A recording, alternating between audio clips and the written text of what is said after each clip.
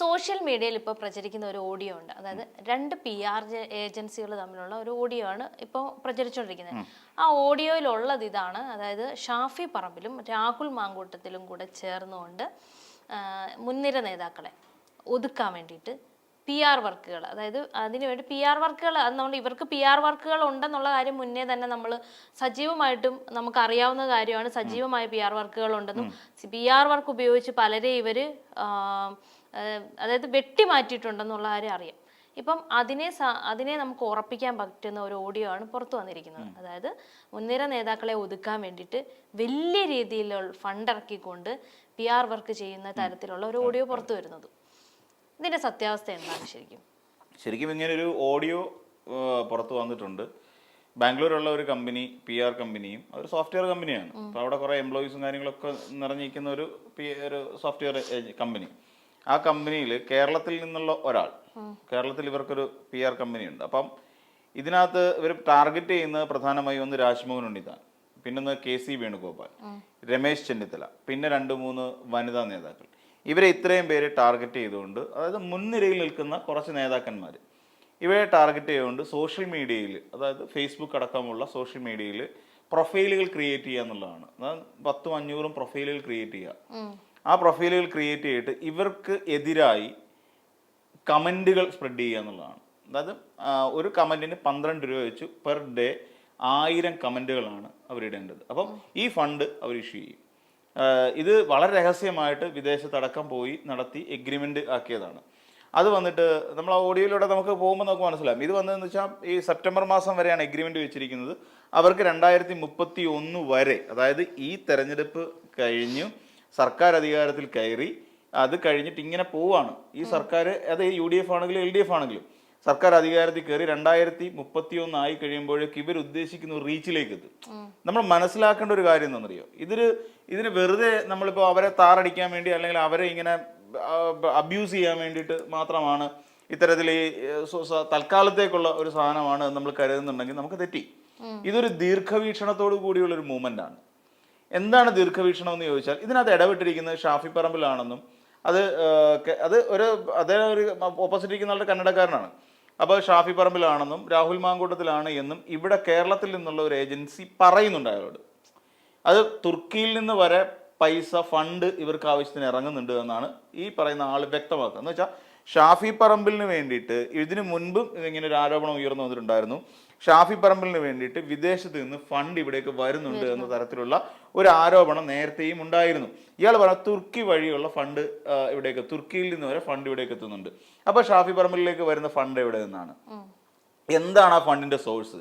എത്ര കോടി രൂപ ഷാഫി പറമ്പിലിന്റെ കയ്യിലേക്ക് വരുന്നുണ്ട്? ഇതിപ്പോൾ നമ്മൾ നോക്കുമ്പോൾ ഏകദേശം 20 ലക്ഷം രൂപ എന്നാണ് അതിനകത്ത് പറയുന്നത്. ഒരു മാസം ഇവർ ഈ വർക്ക് ചെയ്യുന്നതിന് 20 ലക്ഷം രൂപയാണ് ഇവർ ടാർഗറ്റ് ചെയ്തിരിക്കുന്നത്. അപ്പം ഒന്നാലോചിക്കുക, കുറേയധികം പ്രൊഫൈലുകൾ, ഫേസ് ഇല്ലാത്ത കുറേയധികം പ്രൊഫൈലുകൾ ക്രിയേറ്റ് ചെയ്യുക. ഈ പ്രൊഫൈലിലൂടെ മുൻനിര നേതാക്കന്മാരെ രാജ്മോഹൻ ഉണ്ണിത്താൻ, KC വേണുഗോപാൽ ഇവരെയൊക്കെ ഇങ്ങനെ സോഷ്യൽ മീഡിയയിൽ അവഹേളിച്ചുകൊണ്ട് കമൻറ്റുകൾ ഇടുക. ഇതാണ് ഇവർക്കുള്ള പ്രധാനപ്പെട്ട ഒരു ജോലി. ഇതിന് പ്രതിമാസം 20 ലക്ഷം രൂപയാണ് ഇവർ ഇൻവെസ്റ്റ് ചെയ്യുന്നത് നമ്മൾ മനസ്സിലാക്കണം. ഇനി എന്താണ് ഇതിൻ്റെ ഈ 2031 വരെ ഇവരിത് കണ്ടിന്യൂ ചെയ്യണം, എഗ്രിമെന്റ് നിൽക്കുന്നതിന് കാരണം എന്താണ്? അതാണ് നമ്മളുടെ അടുത്തൊരു കാര്യം. ഇതിനു മുൻപ് തന്നെ നമുക്കറിയാം സൈബർ കൊങ്ങകൾ എന്നും പറഞ്ഞുകൊണ്ട് കുറേയധികം ആൾക്കാർ ഉമ തോമസിനെതിരായിട്ട്, KK രമയ്ക്കെതിരായിട്ട്, ബിന്ദു കൃഷ്ണയ്ക്കെതിരായിട്ട്, പിന്നെ അതോടൊപ്പം ബാക്കിയുള്ള നേതാക്കൾ VD സതീശനെതിരായിട്ട്, ഇങ്ങനെ കുറേയധികം ആൾക്കാരെ, കുറേയധികം നേതാക്കന്മാർക്കെതിരെ, ഇപ്പം ചെന്നിത്തലയ്ക്കെതിരായിട്ട്, അബിൻ വർക്കിക്ക് എന്ന് പറയുന്ന പോലെ ഇവർക്കെല്ലാം എതിരായിട്ട് സോഷ്യൽ മീഡിയയിൽ വല്ലാത്തൊരു അറ്റാക്കിംഗ് നടക്കുന്നുണ്ടായിരുന്നു. സ്വാഭാവികമായിട്ടും കോൺഗ്രസ് നേതാക്കൾക്കെതിരെ അറ്റാക്കിംഗ് നടക്കുമ്പോൾ സ്വാഭാവികമായിട്ടും നമ്മൾ ചിന്തിക്കുന്നത് എന്താണ്?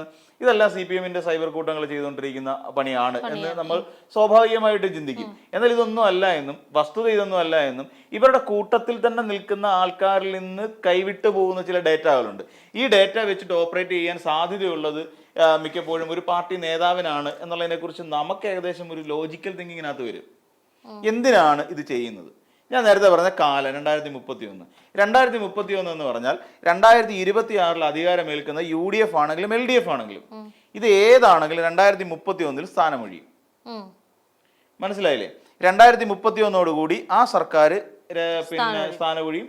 അതോടുകൂടി അത് തീരും. അടുത്ത ഇലക്ഷനായി, അടുത്ത നിയമസഭാ തെരഞ്ഞെടുപ്പായി.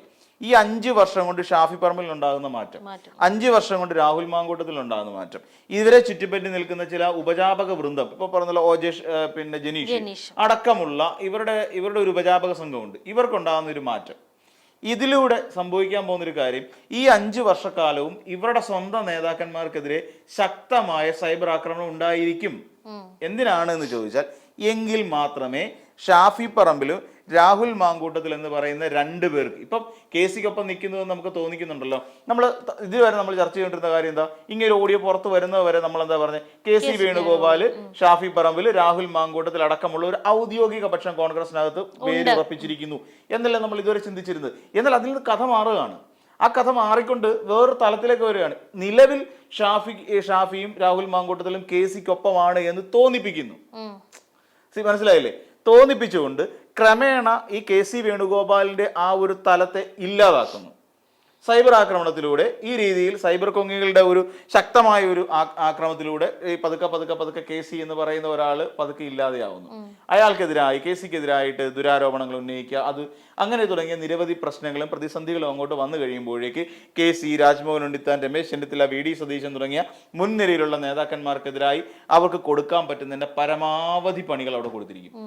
ഇനി ഇവർക്കെതിരായി വേറെ ഏതെങ്കിലും തരത്തിലുള്ള മൂവ്മെന്റ് ഉണ്ടാക്കണമെന്നുണ്ടെങ്കിൽ അതെന്താണെന്ന് ചോദിച്ചു കഴിഞ്ഞാൽ, ഇപ്പം ഏതെങ്കിലും ഒരു ആരോപണം ഉന്നയിക്കപ്പെടണം, ഒരു അഴിമതി കേസ്, ഇപ്പൊ പുനർജനി പദ്ധതി വന്നില്ലേ എന്ന് പറയുന്ന പോലെ ഏതെങ്കിലും ഒരു ആരോപണം അങ്ങോട്ട് ഉന്നയിക്കപ്പെടണമെന്നുണ്ടെങ്കിലും ഇതിന്റെ ഫുൾ ഡേറ്റ ഇവർ വെച്ചിട്ട് നേരെ ഇത് പുറത്തേക്ക് വിടും. ആരുടെ കയ്യിലേക്ക് കൊടുക്കുന്ന ഈ സൈബർ അറ്റാക്കേഴ്സിന്റെ കയ്യിലേക്ക് ഈ സാധനം എത്തിച്ചു കൊടുക്കുന്നു. ഇവർ വേണ്ടും വിധത്തിൽ ഈ സാധനം ഒന്നുകിൽ മീഡിയയിലേക്ക് കൊടുക്കുന്നു, ഇല്ലാന്നുണ്ടെങ്കിൽ സോഷ്യൽ മീഡിയയിലൂടെ പരമാവധി വൈഡ് സ്പ്രെഡ് ചെയ്യുന്നു. ദോഷം ആർക്കാണ്? ഈ പറയുന്ന മുൻനിരയിൽ നിൽക്കുന്ന എല്ലാ നേതാക്കന്മാർക്കും ദോഷമാണ്. ഇതിലൂടെ അത് KC ആണെങ്കിൽ പോലും ഇതിലൂടെ അവരെന്ത് ചെയ്യും? ഈ പറയുന്ന ഷാഫി ആണെങ്കിലും രാഹുൽ ആണെങ്കിലും ഇതിനിടയിലൂടെ വളർന്നു കയറും. ഇതുകൊണ്ടാണ് 2031 എന്ന് പറയുന്ന ഒരു ഡെഡ് ലൈൻ അവർ വെച്ചിരിക്കുന്നത്. അതാണ് അവരുടെ ടാർഗറ്റ്. 2030, അതായത് ഇപ്പോ ഞങ്ങൾക്ക് മുഖ്യമന്ത്രി ആവണ്ട, ഇപ്പൊ ഞങ്ങൾക്ക് മന്ത്രി ആവണ്ട, ഞങ്ങൾക്ക് വേണ്ടത് 2031 ശേഷം മതി. 2031 ഞങ്ങൾക്ക് മുഖ്യമന്ത്രി, അതായത് ഇനിയാണ് നമ്മൾ ആലോചിക്കേണ്ടത്, ഷാഫി പറമ്പിൽ മുഖ്യമന്ത്രി ആകുമ്പോൾ ഇവിടെ സംഭവിക്കാൻ പോകുന്ന ഏറ്റവും പ്രധാനപ്പെട്ട ഒരു കാര്യം, CHന് ശേഷം കേരളത്തിൽ മുസ്ലിം മുഖ്യമന്ത്രി വരാൻ പോകുന്നു എന്നുള്ളതാണ് നമ്മൾ മനസ്സിലാക്കേണ്ട ഒരു കാര്യം. അപ്പോഴേക്ക് ഷാഫി പറമ്പിൽ നല്ല പക്വതയിലേക്ക് എത്തും. പിന്നെ തന്നെയുമല്ല, ഷാഫി പറമ്പിൽ എന്ന് പറയുന്ന ഒരാൾ ഏകദേശം 4 വർഷക്കാലത്തോളം ലോക്സഭ MP കൂടിയാണ്. അത് വിട്ടിട്ട് ഇവിടെ നിന്ന് ജയിക്കുവാണെങ്കിൽ ചിലപ്പോൾ ഇപ്പോൾ ഒരു മന്ത്രിയായേക്കാം. ചിലപ്പോൾ അതായത് UDF ജയിച്ച് ഷാഫി പറമ്പിലും കൂടെ ജയിച്ചാൽ ഭൂരിപക്ഷം കിട്ടിക്കഴിഞ്ഞാൽ ഷാഫിക്ക് ഒരു പക്ഷേ ഇപ്പം നിലവിൽ മന്ത്രിയാകാനുള്ള സാഹചര്യമുണ്ട്, അതിനുള്ള എല്ലാവിധ സാഹചര്യമുണ്ട്. പക്ഷെ എന്നിരുന്നാൽ പോലും ഷാഫിക്ക് അടുത്ത മുഖ്യമന്ത്രിയാണോ? വീണ്ടും ഇതേ വിഷയം കത്തും. അതായത് വീണ്ടും അടുത്ത 2031 തെരഞ്ഞെടുപ്പ് ആകുമ്പോൾ വീണ്ടും കൂടുതൽ അംഗങ്ങൾ വരും. ഇപ്പം മുഖ്യമന്ത്രിക്ക് വേണ്ടി പിടിയിടുന്ന കുറേയധികം ടീമുകളുണ്ടല്ലോ, ഇവരുടെ കൂട്ടത്തിലേക്ക് ആൾക്കാരുടെ എണ്ണം കൂടും അടുത്ത തവണ ആകുമ്പോഴേക്ക്, അടുത്ത ഒരു ടൈം ആകുമ്പോഴേക്ക്. ഇനിയിപ്പോൾ നാളെ നമ്മൾ ഈ പറയുന്ന പോലെ മുസ്ലിം ലീഗ് നാളെ പറയാണ് ഞങ്ങൾക്ക് മുഖ്യമന്ത്രി സ്ഥാനം വേണമെന്ന് പറഞ്ഞാൽ കൊടുക്കേണ്ട ഒരു ഗതികേടിലേക്ക് കോൺഗ്രസ് പാർട്ടി മാറും. അപ്പൊ ഇതൊക്കെ മനസ്സിലാക്കി വെച്ചുകൊണ്ട് ലീഗിനെ അനുനയിപ്പിക്കുന്ന തരത്തിലും SDPIയും ജമാഅത്തെ ഇസ്ലാമി അടക്കമുള്ള മതരാഷ്ട്രവാദികളെയും കൂടെ ഒന്നിപ്പിക്കുന്നതിനും അവരുടെ ഒരു പിന്തുണയ്ക്കും വേണ്ടിയിട്ട് ഷാഫി പറമ്പിൽ മുഖ്യമന്ത്രിയാവുന്നു. വളരെ സമവായത്തോടു കൂടിയുള്ള തീരുമാനമാകും. ഇതിനു വേണ്ടിയിട്ടാണ് ഈ 2031 വരെ ഞങ്ങൾ ഇങ്ങനെ ഒരു കളി കളിക്കാൻ പോകുന്നു എന്ന രീതിയിൽ ഒരു ഓഡിയോ ക്ലിപ്പ് പുറത്തേക്ക് വന്നിരിക്കുന്നത്. അല്ലെങ്കിൽ നമ്മൾ ആലോചിച്ച് നോക്കൂ, അങ്ങനെ ഒരു കോൺഗ്രസിനിൽ നിന്നുകൊണ്ട് കോൺഗ്രസിന് അധികാരം പിടിക്കാൻ വേണ്ടിയിട്ടാണ് ഇങ്ങനെ ഒരു സൈബർ അറ്റാക്കിംഗ് നടത്തുന്നതെങ്കിൽ തീർച്ചയായിട്ടും 2026 മാർച്ചോ മെയ്യിലോ അവസാനിപ്പിക്കേണ്ടതാണ്. പകരം എന്തിനാണ് 2026 സെപ്റ്റംബർ വരെയുണ്ട് അതിന്റെ എഗ്രിമെന്റ്. അതിന് 2031 വരെ ഈ പണിയെടുത്ത് കൊടുക്കണം. അപ്പൊ ഈ 2026 അവസാനിക്കുന്ന എഗ്രിമെന്റ് കഴിയുമ്പോൾ അടുത്ത എഗ്രിമെന്റ് വെക്കുമ്പോൾ എമൗണ്ട് കൂടുക ചെയ്യുന്നത്. അപ്പൊ ഇവർക്ക് എവിടെ നിന്നാണ് ഇത്രയും ഫണ്ടിങ്? അപ്പൊ 20 ലക്ഷം രൂപ, അത് 20 എന്ന് പറയപ്പെടുന്നുണ്ടെങ്കിലും ഇത് 2ആയിട്ട് വീതിക്കുന്ന തുകയാണ്. അതായത് ആദ്യത്തെ PR ഏജൻസിക്ക് ഒരു എമൗണ്ട് കൊടുക്കും, ഈ എമൗണ്ടിൽ നിന്ന് ഒരു വിഹിതമാണ് ഇവർക്ക് പോകുന്നത്. അപ്പൊ ഇവർക്ക് കൊടുക്കുന്ന 20 ലക്ഷം. അപ്പൊ എത്രയായിരിക്കും ഇതിനകത്ത് ഇറങ്ങുക? ഒരു 1/3 ആയിരിക്കും, 60 ലക്ഷം ആയിരിക്കും. 60ന്റെ ഒരു 1/3 അവർക്ക് കൊടുക്കും. ഈ രീതിയിലാണ് മൂവ്മെന്റ് നടക്കുന്നത്.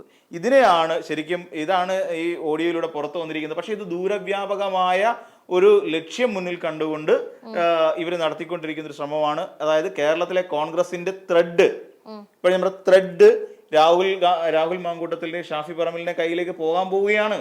അതിന്റെ ദുസ്സൂചനകളാണ്, അല്ലെ സൂചനകളാണ് നമുക്കിപ്പോൾ കിട്ടിയിരിക്കുന്നത് വേണം കരുതാൻ.